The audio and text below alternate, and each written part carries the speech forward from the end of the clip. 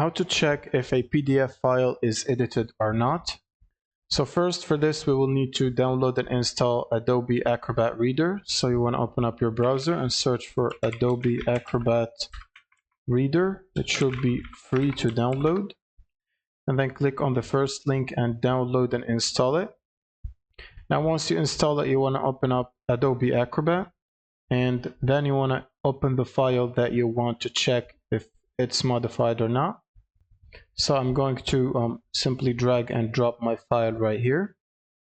And once it's open like this, now you want to simply right click anywhere on empty space and then click on document properties. And then if you look down here, you should see when the file was created, and the modified, it should have a date if it were modified.